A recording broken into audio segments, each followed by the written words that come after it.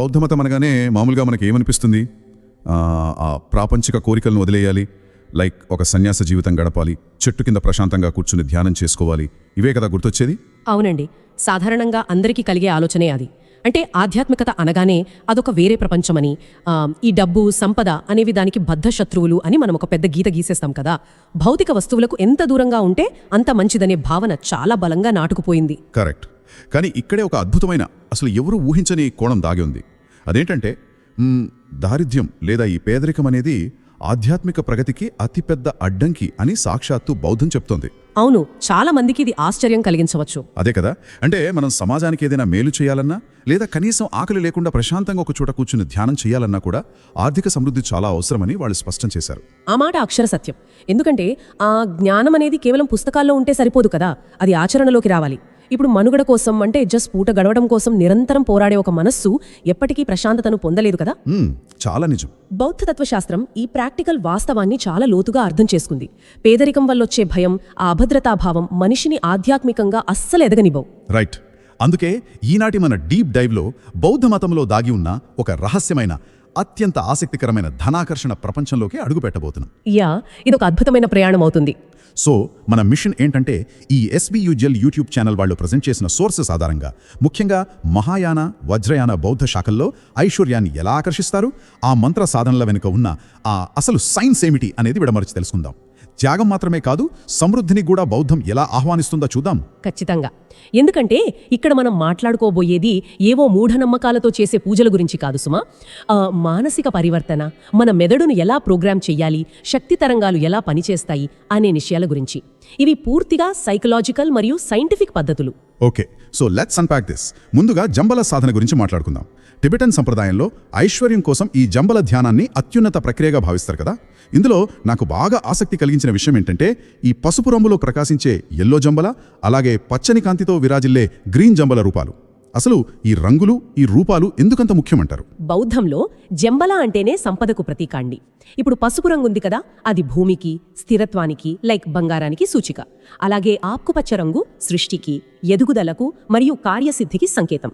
ఓహో, అంటే రంగుల్లో కూడా ఇంత మీనింగ్ ఉందన్నమాట. అవును. సాధకుడు ఉదయాన్నే తూర్పు దిక్కుగా కూర్చుని తన హృదయంలో ఒక బంగారు వర్ణపు కాంతిపుంజం ఉన్నట్లుగా ఊహించుకోవాలి అంటారు. అనంతమైన విశ్వం నుండి ఐశ్వర్య తరంగాలు ఒక ప్రవాహంలా తన వైపు వస్తున్నట్లుగా అత్యంత గాఢంగా ఫీల్ అవ్వాలి. ఆ విజువలైజేషన్ ప్రాసెస్లో ఇంకొక మైండ్ బ్లోయింగ్ చిత్రం కూడా ఉంది కదా. జంబల దేవుడు తన ఎడమ చేతిలో ఒక ముంగిసను పట్టుకుని ఉంటాడట. ముంగిస. ఆ ముంగిస నోటి నుండి అమూల్యమైన రత్నాలు, బంగారు నాణేలు జలపాతంలా రాలిపడుతున్నట్లుగా ఊహించుకోవాలి.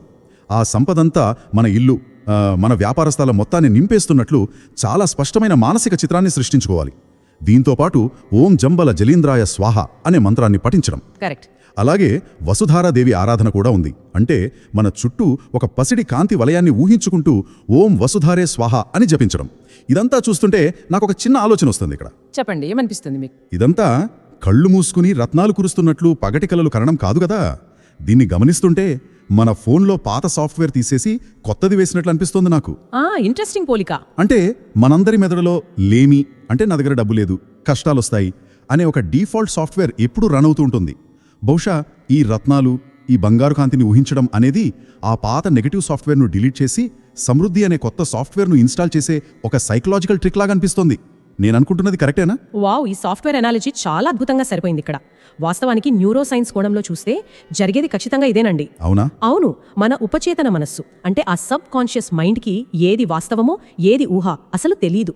చిన్నప్పటి నుండి పేదరికం, ఆ భయం అనే భావనలతో పెరిగిన మెదడు ఎప్పుడూ ఒక నెగటివ్ ఫ్రీక్వెన్సీలోనే ఉంటుంది. రైట్, ఎప్పుడూ భయపడుతూనే ఉంటుంది. ఎగ్జాక్ట్లీ. ఎప్పుడైతే ఒక వ్యక్తి రోజు ఉదయాన్నే రత్నాలు కురుస్తున్నట్లు, ఆ బంగారం ఇల్లంతా నిండినట్లు అత్యంత స్పష్టంగా ఊహిస్తాడో, అప్పుడు ఆ మెదడులోని న్యూరల్ నెట్వర్క్స్ ఆ సమృద్ధిని వాస్తవంగా నమ్మడం మొదలుపెడతాయి. వావ్, అంటే మెదడుని మనం ప్రోగ్రామ్ చేస్తున్నాం. ఖచ్చితంగా. లోపల ఆ సమృద్ధి భావన రాగానే ఆందోళన మాయమైపోయి అద్భుతమైన వ్యాపార నిర్ణయాలు తీసుకునే ధైర్యం దానంతట అదే వస్తుంది. అద్భుతం. అంటే బయట మనం ధనవంతులం అవ్వాలంటే ముందు లోపల మనసులో ఆ బీజాన్ని నాటాలన్నమాట. అవునండి. సో ఇక్కడి నుంచి మనం ఇంకొక లోతైన అంశంలోకి వెళ్దాం. అదే కర్మ సిద్ధాంతం. బౌద్ధం ప్రకారం ఏది కారణం లేకుండా జరగదు కదా. ఈరోజు ఒకరి ఆర్థిక పరిస్థితి బాగా లేదంటే దానికి గతంలో చేసిన కర్మలే కారణమని చెబుతారు. మరి దీన్ని ఎలా సరిదిద్దుకోవాలో మనం? ఇక్కడే దాన పారమిత అనే అద్భుతమైన కాన్సెప్ట్ వస్తుంది. మహాయాన బౌద్ధంలో ఇది చాలా ముఖ్యమైన విషయం. ఆ భవిష్యత్తులో స్థిరమైన సంపద కావాలంటే ప్రస్తుత క్షణంలో ఉదారత్వాన్ని అలవర్చుకోవాలి. ఉదారత్వం అంటే ఇతరులకు ఇవ్వడం కదా? అవును. అంటే మన దగ్గర ఉన్నది గోరంతే అయినా సరే అందులో నుండే ఎదుటివారికి సహాయం చేసే గుణాన్ని పెంపొందించుకోవడం. దీనివల్ల మనలో ఉన్న లోభత్వం లేదా ఆ పిసినారితనం అనే మానసిక బ్లాక్ పగిలిపోతుంది. Right right. ఇవ్వడం ద్వారా మనం విశ్వానికి ఒక స్పష్టమైన సంకేతాన్ని ఇస్తాం. ఏమని అంటే నా దగ్గర ఇవ్వడానికి తగినంత ఉంది అని. ఆ భావనే ఒక పెద్ద అయస్కాంతంలా పనిచేస్తుంది తెలుసా? చాలా పవర్ఫుల్ పాయింట్ ఇది. అండ్ దీనికి తోడుగా కృతజ్ఞతా ధ్యానం లైక్ గ్రాటిట్యూడ్ మెడిటేషన్ అనేది కూడా చాలా ముఖ్యమైన పాత్ర పోషిస్తుంది అని మన సోర్సెస్ చెప్తున్నాయి. అవునండి. అంటే మనకి ప్రస్తుతం ఏముందో, మన ఇళ్ళు, మనం తినే ఆహారం, స్వల్ప సంపాదన అయినా సరే వాటన్నింటి పట్ల మనస్ఫూర్తిగా ఆ విశ్వానికి కృతజ్ఞతలు చెప్పడం. లైక్ లేని దాని గురించి ఏడుస్తూ కూర్చునే బదులు ఉన్నదానితో సంతృప్తి చెందితే విశ్వం మరింత సంపదనిస్తుంది అనే లాజిక్ ఇక్కడ కనిపిస్తుంది నాకు. 100%. ఎందుకంటే లైక్ అట్రాక్ట్స్ లైక్. సమానమైన శక్తి తరంగాలు ఒకదానినొకటి ఆకర్షిస్తాయి. ఆనందంగా కృతజ్ఞతతో ఉన్న మనస్సు ఎప్పుడూ ఒక పాజిటివ్ ఎనర్జీని రిలీజ్ చేస్తుంది. అది మరిన్ని మంచి అవకాశాలను వెతుక్కుంటూ వెళ్తుంది. అదే మనలో భయం, ఆందోళన ఉంటే మనకున్న అవకాశాలు కూడా చేజారిపోతాయి. So true. ఇక్కడే నాకు ఇంకో విషయం బాగా నచ్చింది. జంబల వాటర్ ఆఫరింగ్ అనే ఒక ప్రత్యేక ఆచారం గురించి నేను చదివాను ఈ సోర్సెస్లో. ఆ వాటర్ ఆఫరింగ్ గురించి చెప్పండి. జంబల విగ్రహంపై పవిత్రమైన నీటిని నెమ్మదిగా పోస్తూ ఆ మంత్రాన్ని జపిస్తారట కదా. ఆ నీరు పోయడం అనే పద్ధతిని చూస్తుంటే నాకు ఒక పోలిక భలే గుర్తొస్తోంది. మనం డబ్బును ఒక ప్రవహించే నదితో పోల్చవచ్చు కదా. ఇంట్రెస్టింగ్. ఎలా? ఇప్పుడు ఆ నదికి భయంతో ఒక పెద్ద డ్యామ్ కట్టేసి నీటిని ఎవరికి ఇవ్వకుండా దాచుకుంటే ఏమవుతుంది? నీరు ఆగిపోతుంది, మురిగిపోతుంది. అదే ఆ డబ్బును సమాజంలోకి, వ్యాపారాల్లోకి, మంచి సత్కార్యాలకు ప్రవహింపచేస్తే అది మరింత స్వచ్ఛంగా మారుతుంది, ఐశ్వర్యం పెరుగుతుంది. సో ఈ నీటి సమర్పణ ఆచారం వెనుక ఉన్న అసలు తత్వం ఇదే అయ్యుంటుంది. వావ్! ఈ నది మరియు డ్యాము పోలిక చాలా పర్ఫెక్ట్లా కుదిరిందండి. బౌద్ధులు డబ్బును కేవలం కాగితాలుగానో లేక ఒక జడ పదార్థంగానో అస్సలు చూడరు. డబ్బు అనేది వాళ్ళ దృష్టిలో ఒక సజీవ శక్తి. ఒక లివింగ్ ఎనర్జీ అంటారు. అవును, ఒక లివింగ్ ఎనర్జీ. దానికి ప్రవహించడం ఇష్టం. నీరు ఎలాగైతే ఎల్లప్పుడూ చలనశీలతను కలిగి ఉంటుందో ఆర్థిక వనరులు కూడా అలానే ఒకరి చేతి నుండి మరొకరి చేతికి వెళ్తూ ఉండాలి. అందుకే మీరు గమనిస్తే చాలా మంది గొప్ప వ్యాపారవేత్తలు తమ సంపాదనలో కొంత భాగాన్ని ఖచ్చితంగా విరాళంగా ఇస్తుంటారు. ఆ ప్రవాహాన్ని వారెప్పుడూ ఆపరు. ఆ ఎనర్జీ గురించి మాట్లాడుతున్నాం కాబట్టి ఇంకో ముఖ్యమైన పాయింట్ కూడా నేను ఇక్కడ మెన్షన్ చేయాలి. మనం డబ్బును గౌరవిస్తేనే అది మనల్ని వెతుక్కుంటూ వస్తుంది. కానీ కొంతమంది ఇతరుల ఎదుగుదలను చూసి, వాళ్ళ కార్లు, బంగళాలు చూసి విపరీతమైన ఈర్ష్య పడుతుంటారు. ఇది చాలా కామన్గా జరిగేదే. అవును. ఆ అసూయ వల్ల డబ్బు మనకు మరింత దూరం అవుతుందని, ఇతరుల సంతోషాన్ని చూసి మనం కూడా ఆనందించగలిగితేనే ఆ సంపద తరంగాలు మనవైపు మళ్ళుతాయని బౌద్ధం చెప్తోంది కదా. ఖచ్చితంగా. దీన్ని సైకలాజికల్గా విశ్లేషిస్తే ఒక వ్యక్తి ఇతరుల సంపదను చూసి ద్వేషిస్తున్నాడు అంటే అతని ఉపచేతన మనసులో సంపద అనేది ఒక చెడ్డ విషయం అనే ముద్ర పడిపోతుంది. అంటే సబ్కాన్షియస్గా డబ్బుని రిజెక్ట్ చేస్తున్నారనమాట. అవునండి. మన మనసు దేనినైతే ద్వేషిస్తుందో దాన్ని అసలు మన దరిదాపుల్లోకి కూడా రానివ్వదు. అందుకే ఇతరుల విజయాన్ని సెలబ్రేట్ చేసుకోవడం అనేది ఒక రకమైన ధనాకర్షణ ట్రిక్ అని చెప్పొచ్చు. బౌద్ధంలో దీన్నే ముదిత అంటే సింపథెటిక్ జాయ్ అంటారు. వావ్, ఎంత గొప్ప కాన్సెప్ట్. సరే, అంత బాగానే ఉంది. ఇదంతా మన మైండ్ సెట్ కి సంబంధించిన విషయం. కానీ మనముండే భౌతిక వాతావరణం సంగతి ఏంటి? వాస్తు మరియు ఫెంగ్ షూయి గురించి అడుగుతున్నారా? అవును. ఫెంగ్ షూయి మరియు తాంత్రిక బౌద్ధ చిట్కాలలో భౌతిక వస్తువుల ప్రాముఖ్యత గురించి కూడా ఈ సోర్సెస్లో చాలా పెద్ద చర్చే ఉంది. ముఖ్యంగా వెల్త్ వేస్ లేదా ధనకలశం అంటారు కదా, దాన్ని రత్నాలు, పంచధాన్యాలు, పవిత్ర మట్టితో నింపి ఇంట్లో ఎవ్వరికీ కనిపించకుండా నైరుతి మూలలో దాచాలని చెబుతారు. కరెక్ట్. అలాగే ఆ లాఫింగ్ బుద్ధ విగ్రహాన్ని ప్రధాన ద్వారానికి ఎదురుగా పెట్టడం, శంఖం, ఐశ్వర్య కలశం లాంటి అష్టమంగళ చిహ్నాలను వాడటం. లైక్ ఇవన్నీ చూస్తుంటే నాలో ఒక చిన్న సందేహం వస్తుంది. ఎలాంటి సందేహం అండి? కొంచెం లాజికల్గా ఆలోచిద్దాం. ఇక్కడ నేను ఈ కాన్సెప్ట్తో పూర్తిగా ఏకీభవించలేకపోతున్నాను. కేవలం ఇంట్లో ఒక ధన కలశాన్ని దాచిపెడితేనో లేదా ఒక లాఫింగ్ బుద్ధ బొమ్మను కొనిపెడితేనో రాత్రికి రాత్రి అదృష్టం తలుపు తడుతుందా? అందరికీ వచ్చే డౌటే ఇది. అంటే అసలు కష్టపడకుండా కేవలం ఈ వాస్తు చిహ్నాలతో మన అకౌంట్లో డబ్బులు పడిపోతాయా ఏంటి? ఇది కాస్త మూఢనమ్మకంలా కనిపించడం లేదా? చాలా సహజమైన ప్రశ్న ఇది. ఎవరికైనా ఫస్ట్ టైం విన్నప్పుడు ఇలాగే అనిపిస్తుంది. కానీ బౌద్ధం ఎప్పుడూ కూడా పని చేయకుండా కూర్చోండి, బొమ్మలు మీకు డబ్బులు తెచ్చిపెడతాయి అని అస్సలు చెప్పదు. కర్మ అంటేనే చర్య లేదా యాక్షన్. మరి ఈ చిహ్నాల ఉద్దేశం ఏమిటంటారు? దీన్ని మనం ఎన్విరాన్మెంటల్ సైకాలజీ అంటే పర్యావరణ మనస్తత్వ శాస్త్రం కోణంలో అర్థం చేసుకోవాలి. మన చుట్టూ ఉన్న వస్తువులు మన మానసిక స్థితిని ప్రతిక్షణం ప్రభావితం చేస్తాయి. ఇప్పుడు ఒక గదిలోకి వెళ్ళగానే అది చిందరవందరగా ఉంటే మనకు వెంటనే చిరాకొస్తుంది కదా. అవును, ఖచ్చితంగా. అదే గదిలో సుగంధ ద్రవ్యాలు, సానుకూల చిహ్నాలు ఉంటే మనసు ప్రశాంతంగా మారుతుంది. ఓహో, అంటే ఈ చిహ్నాలు మన బ్రెయిన్కి ఒక కంటిన్యూస్ పాజిటివ్ సిగ్నల్ పంపుతాయన్నమాట. అబ్సల్యూట్లీ. లాఫింగ్ బుద్ధను చూసిన ప్రతిసారి ఆ చిరునవ్వు, ఆ పెద్ద పొట్ట ఇవన్నీ సమృద్ధికి, ఆనందానికి ఒక రిమైండర్ లాగా పనిచేస్తాయి మనకి. ఈ అష్టమంగళ చిహ్నాల నుండి వెలువడే ఒక నిర్దిష్టమైన జామితీయ శక్తి అంటే జియోమెట్రిక్ ఎనర్జీ ఆ ప్రదేశంలో ఉన్న వారి మూడ్ను ఉన్నతీకరిస్తుంది. రైట్. సృజనాత్మకత వస్తాయో అప్పుడు అతను తన వ్యాపారంలో అత్యుత్తమ నిర్ణయాలు తీసుకుంటాడు. అంతిమంగా శ్రమించేది, ఆ విజయం సాధించేది మనిషే. కానీ ఆ భౌతిక వాతావరణం దానికి ఒక సైలెంట్ సపోర్ట్ సిస్టమ్ లాగా పనిచేస్తుందన్నమాట. వావ్, ఈ ఎక్స్ప్లెనేషన్ విన్నాక నాకు పూర్తి క్లారిటీ వచ్చేసింది. ఇక మైండ్ క్లారిటీ అనగానే ఇంకో ముఖ్యమైన సాధన గురించి మాట్లాడాలి మనం. అదే ప్రజ్ఞాపారమిత శ్వాస ధ్యానం. ఇది చాలా పవర్ఫుల్ టెక్నిక్. రోజు ఉదయం 20 నిమిషాల పాటు శ్వాస మీద ధ్యాస పెట్టి మెడిటేషన్ చేయడం వల్ల శరీరంలోని నాడులు శుద్ధి అవుతాయట కదా. దీనివల్ల వ్యాపారంలో తప్పులు జరగకుండా ఎక్కడ పెట్టుబడి పెట్టాలి అనే స్పష్టమైన విజన్ లభిస్తుందని మన సోర్సెస్ చెబుతున్నాయి. ఒక సాధారణ శ్వాసకి మన బ్యాంక్ బ్యాలెన్స్కి ఇంత డైరెక్ట్ కనెక్షన్ ఉందన్నది నిజంగా ఆశ్చర్యమే. ఇక్కడే మనం దీని వెనక ఉన్న మెకానిజంను అర్థం చేసుకోవాలి. మన శ్వాసకి మన ఆలోచనలకి ఒక డైరెక్ట్ కనెక్షన్ ఉంటుంది. మనం కోపంలో ఉన్నప్పుడు శ్వాస చాలా వేగంగా ఉంటుంది, ప్రశాంతంగా ఉన్నప్పుడు నెమ్మదిగా ఉంటుంది. గమనించారా? అవును, అదైతే నిజమే.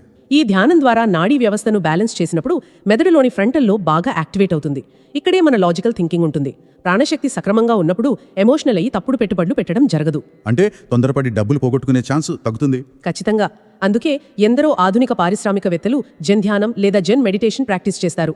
మనస్సు ఎప్పుడైతే శూన్య స్థితికి చేరుతుందో అప్పుడే అద్భుతమైన అవుట్ ఆఫ్ ద బాక్స్ వ్యాపార వ్యూహాలు పుట్టుకొస్తాయి. ఎగ్జాక్ట్లీ. కానీ ఇవన్నీ 1-2 రోజులు చేసి వదిలేస్తే లాభం లేదు కదా. దీన్ని ఒక క్రమశిక్షణతో చేయాలి అంటారు. కనీసం 41 రోజుల పాటు విరామం లేకుండా ఈ ధ్యాన పద్ధతులను ఆచరించాలని బౌద్ధం చెబుతోంది. అవునండి, కన్సిస్టెన్సీ చాలా ముఖ్యం. అలాగే అష్టాంగ మార్గంలో ఒకటైన సమ్యక్ ఆజీవం లేదా రైట్ లైవ్లీహుడ్ అంటే ఏ ప్రాణికి హాని చేయకుండా, మోసపూరితమైన పనులు చేయకుండా నిజాయితీగా సంపాదించడం.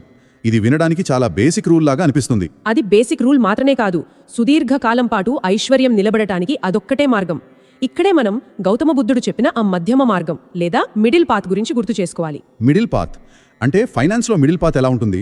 దీన్ని ఆర్థిక నిర్వహణకు అన్వయిస్తే సంపాదించిన డబ్బును పిసినారితనంతో ఎవరికి ఇవ్వకుండా, ఖర్చు పెట్టకుండా దాచుకోవడం ఒక ఎక్స్ట్రీమ్. అలాగని విచ్చలవిడిగా అనవసరమైన వాటికి తగిలేయడం ఇంకో ఎక్స్ట్రీమ్. రైట్, ఈ రెండు డేంజరే. అవును, ఈ రెండింటికి మధ్యలో ఉంటూ ఆ ధనాన్ని బ్యాలెన్స్డ్గా వాడటమే మధ్యమ మార్గం. ధర్మబద్ధంగా సంపాదించిన డబ్బుతో వచ్చే ఆ తృప్తి అనేది ప్రపంచంలోకెల్లా అత్యంత శక్తివంతమైన మ్యాగ్నెట్ అండి. అది మరింత సంపదను చాలా స్థిరంగా మన వైపు లాగుతుంది. Super point. సో ఇక మనం వజ్రయాన బౌద్ధంలోని అత్యంత శక్తివంతమైన దేవతామూర్తుల గురించి కూడా కొద్దిగా తెలుసుకోవాలి. ఇక్కడ చాలా ఇంట్రెస్టింగ్ సాధనలు ఉన్నాయి సోర్సెస్లో. వజ్రయానం అంటేనే చాలా ఇంట్రెస్టింగ్. అవును, ఉదాహరణకు మహామయూరిదేవి మరియు కురుకుల్లాదేవి సాధనలు. ఇవి ముఖ్యంగా క్లయింట్లను ఆకర్షించడానికి లేదా ఏదైనా కోర్టు సమస్యలుంటే వాటిని అధిగమించడానికి వాడతారట. అలాగే అప్పుల ఊబి నుండి బయటపడటానికి గురు పద్మసంభవ అంటే బర్చేలాంసల్ ప్రార్థనలు ఉంటారు కదా అవి, మరియు ఆత్మవిశ్వాసాన్ని రెట్టింపు చేయడానికి గ్రీన్ తారాదేవి మంత్రం ఓం తారే తుత్తారే తురే స్వాహా. కరెక్ట్. ఇవన్నీ కేవలం మంత్రాలు మాత్రమే కాదు, నాకు ఒక కంప్లీట్ ఫైనాన్షియల్ ప్రొటెక్షన్ సిస్టమ్ లాగా అనిపిస్తున్నాయి. అసలు ఈ గ్రీన్ తారా మంత్రం వెనుక ఉన్న ఆ సైన్స్ ఏంటి? ఇది కాన్ఫిడెన్స్ని ఎలా పెంచుతుందంటారు? వజ్రయానం అంటేనే థండర్ బోల్ట్ వెహికల్ అని అర్థం. అంటే పిడుగు లాంటి వాహనం. ఆహా. లను ఇచ్చే సాధనలు ఇందులో ఉంటాయి. ఈ మంత్రాల వెనుక ఉన్న అస్సలు రహస్యం వాటి ధ్వని తరంగాలు. అదేనండి, సౌండ్ వైబ్రేషన్స్. ఓకే. ఉదాహరణకు ఈ గ్రీన్ తారాదేవిని బౌద్ధంలో భయాన్ని పారద్రోలే తల్లిగా భావిస్తారు. ఆ ఓం తారే తుత్తారే తురే స్వాహ అనే ఈ మంత్రంలోని అక్షరాల కలయిక, వాటిని పదే పదే జపించడం వల్ల ఉత్పత్తి అయ్యే ఆ వైబ్రేషన్స్ నేరుగా మన నాడీ వ్యవస్థపై పనిచేస్తాయి. భయం అనేది ఎప్పుడూ మన గొంతు దగ్గర లేదా ఛాతి దగ్గర బ్లాక్ అయి ఉంటుంది తెలుసా? టెన్షన్ పడ్డప్పుడు గొంతు ఆరిపోవడం లాంటివి అవుతాయి కదా. ఎగ్జాక్ట్లీ. ఈ మంత్ర పఠనం వల్ల ఆ భయం అనేది కరిగిపోయి ఒక అద్భుతమైన ధైర్యం వస్తుంది. ఇప్పుడు ఒక వ్యాపారవేత్తకు ఆత్మవిశ్వాసం వస్తే సహజంగానే అవకాశాలు వాటంతటా అవే వెలువెత్తుతాయి కదా. ఇది పూర్తిగా శబ్ద విజ్ఞానం అండి. That is fascinating. అంటే మనం చేసే ప్రతి శబ్దానికి మన శరీరంలో ఒక మార్పు వస్తుందన్నమాట. అయితే వీటన్నింటితో పాటు నన్ను బాగా ఆలోచింపజేసిన మరొక పాయింట్ ఉంది ఇక్కడ. ఏంటది? అది ఆ జీవదాన కర్మ. అంటే మనం సంపాదించిన దాంట్లో ఒక చిన్న భాగాన్ని పక్షులకు గింజలు వేయడానికి, వీధి కుక్కలకు ఆహారం పెట్టడానికి లేదా మొక్కలకు నీరు పోయడానికి కేటాయించడం. దీన్ని వింటుంటే నాకేమనిపిస్తుందంటే ఇదొక కాస్మిక్ ఇన్సూరెన్స్ పాలసీ లాగా అనిపిస్తుంది నాకు. కాస్మిక్ ఇన్సూరెన్స్ పాలసీనా? అవునండి. అంటే మూగ జీవాలకు మనం చూపే ఆ చిన్న కరుణ అనే ప్రీమియం మనం చెల్లిస్తే విశ్వం మన ఆర్థిక జీవితానికి రక్షణ అనే ఒక భారీ క్లెయిమ్ని ఇస్తుందన్నమాట. ఎంత బ్యూటిఫుల్ కాన్సెప్ట్ కదా ఇది. ఇన్సూరెన్స్ పాలసీ అనాలజీ చాలా అద్భుతంగా కుదిరిందండి. నిజంగా చెప్పాలంటే జరిగేది అదే. వ్యాపారంలో ఒక్కోసారి లాభాలు బాగానే వస్తాయి, కానీ ఆ డబ్బు నిలబడదు, ఎక్కడికో ఏదో రూపంలో వెళ్ళిపోతుంది. అవును, చాలా మంది కంప్లైంట్ చేస్తుంటారలా. దీనికి కారణం సూక్ష్మ స్థాయిలోని కర్మదోషాలు అని అంటారు. ఈ జీవదాన కర్మ అంటే ప్రకృతిలోని ఇతర జీవుల ఆకలి తీర్చడం వల్ల ఆ దోషాలు చాలా త్వరగా క్లియర్ అయిపోతాయి. మనం విశ్వమనే ఒక పెద్ద అద్దం ముందు నిలబడి ఉన్నామనుకోండి, మనం ఏ శక్తిని పంపిస్తామో అదే ఎన్నో రెట్లు పెరిగి మనకే తిరిగి వస్తుంది. వావ్. అండ్ దానికి తోడు ఆ రోజువారీ జీవితంలో చేయాల్సిన చిన్న చిన్న పనుల గురించి కూడా ఇందులో మెన్షన్ చేశారు. ఇంట్లో సాంబ్రాణి వెలిగించడం లాంటివి. అవును, క్లెన్జింగ్ రిచువల్స్ అంటారు వీటిని. రైట్. ఆ సాంబ్రాణి పొగ వల్ల వాతావరణంలోని గాలి శుభ్రపడటమే కాకుండా మనలో పేరుకుపోయిన ఆ బద్ధకం, జడత్వం పోయి చాలా చురుగ్గా పనిచేసే వాతావరణం ఏర్పడుతుంది అని చెప్తున్నారు. అలాగే నిద్రపోయే ముందు లేవగానే మన మనస్సును రీప్రోగ్రామ్ చేసుకునే పాజిటివ్ అఫర్మేషన్స్ గురించి కూడా చెప్పారు కదా. యా, అఫర్మేషన్స్ చాలా కీ రోల్ ప్లే చేస్తాయి. నా జీవితంలోకి సంపద అప్రతిహతంగా ప్రవహిస్తోంది, నా ఎదుగుదల సమాజానికి ఉపయోగపడుతుంది అని మనం పదే పదే చెప్పుకోవటం వల్ల ఆ మైండ్ సెట్ మారిపోతుంది. అవునండి, ఇవన్నీ కలిపితే ఒక సంపూర్ణమైన జీవన విధానం అవుతుంది. ఈ ప్రాక్టీసెస్ ద్వారా బౌద్ధ మతం మనకు ఒక విషయాన్ని చాలా స్పష్టంగా చెబుతోంది. ఏంటది? ఆధ్యాత్మికత అంటే ఎక్కడో అడవుల్లోకి వెళ్ళిపోయి కష్టాలు పడటం కాదు. ఇహలోకంలో దారిద్ర్యం లేకుండా ఒక గౌరవప్రదమైన జీవితాన్ని గడుపుతూనే ఉన్నత స్థానానికి చేరుకోవచ్చు అని ఆ ప్రాక్టికల్ మార్గాలను మనకు బౌద్ధం చూపించింది. అబ్సల్యూట్లీ. సో ఈ రోజు మనం చర్చించుకున్న ఈ విశేషాలన్నింటినీ ఒక్కసారి క్రోడీకరిస్తే, బౌద్ధ మతం బోధించే ధనాకర్షణ రహస్యం కేవలం ఏవో మంత్రాలు చదువుకుని కూర్చోవటం అస్సలు కాదు. ఖచ్చితంగా కాదు. ఇది మనస్తత్వ శాస్త్రం, భౌతిక వాతావరణం, వాస్తు, శబ్ద విజ్ఞానం, ఆచరణాత్మక క్రమశిక్షణ మరియు అన్నింటికీ మించి విశ్వజనీన కరుణల ఒక అద్భుత కలయిక అని చెప్పాలి. బాహ్య ప్రపంచంలో మనం చూసే సంపద అంతా మన అంతరంగ ప్రపంచంలో మనం నిర్మించుకున్న ఆ సమృద్ధికి ఒక అద్దం లాంటి ప్రతిరూపం మాత్రమే. ముమ్మాటికి నిజం. మన అంతరంగాన్ని ధ్యానం, సత్కర్ముల ద్వారా, స్వచ్ఛమైన ఆలోచనల ద్వారా ఎప్పుడైతే మనం ఉన్నతంగా తీర్చిదిద్దుకుంటామో అప్పుడు ఆ భౌతిక ఐశ్వర్యం అనేది దానంతటా అదే వచ్చే ఒక సహజ పరిణామమవుతుంది. ఇది కేవలం డబ్బు సంపాదించే యంత్రాలుగా మారడం గురించి కాదు. చాలా డీప్ పాయింట్ ఇది. అవునండి, ఆ సంపదను అర్థవంతంగా, ధర్మబద్ధంగా ఎలా నిర్వహించాలి, దాని ద్వారా అందరికీ ఎలా మేలు చేయాలి అని నేర్పించే ఒక గొప్ప సైన్స్ ఇది. So what does this all mean for us? ఇదంతా విన్న తర్వాత నా మదిలో మిదులుతున్న ఒక లోతైన ఆలోచనతో ఈనాటి మన ప్రయాణాన్ని ముగిద్దామనుకుంటున్నాను. మన బ్యాంక్ బ్యాలెన్స్ అనేది కేవలం కొన్ని అంకెలతో కూడిన ఒక పేపర్ స్టేట్మెంట్ అస్సలు కాదు. దాన్ని ఒక రిపోర్ట్ కార్డ్ లాగా చూడొచ్చు మనం. Report card. అవును, మన గత కర్మలకు, మన ప్రస్తుత ఉదారత్వానికి మరియు మన చుట్టూ ఉన్న సమాజం పట్ల మనం చూపిస్తున్న కరుణకు ఒక కొలమానం ఆ రిపోర్ట్ కార్డ్. చాలా అద్భుతంగా చెప్పారు. మరి ఈ డీప్ డైవ్ చూస్తున్న వాళ్ళు ఒక్కసారి ఆలోచించండి. ఈరోజు మీరు విశ్వంలోకి ఎలాంటి శక్తిని పంపిస్తున్నారు? భయాన్ని, అసూయన, లేక కృతజ్ఞతను, కరుణన? అవును, ఇది ప్రతి ఒక్కరూ వేసుకోవాల్సిన ప్రశ్న. ఈ క్షణం నుండి ఎవరికీ ఏమీ దక్కకూడదు, అంతా నా దగ్గరే ఉండిపోవాలి అనుకునే ఒక ఆగిపోయిన డ్యాంలా ఉండిపోతారా? లేక అందరికీ సమృద్ధిని పంచుతూ, నిరంతరం ప్రవహిస్తూ, చుట్టూ ఉన్న వాతావరణాన్ని పచ్చగా మార్చే ఒక జీవ నదిలా ఉంటారా? Think about it.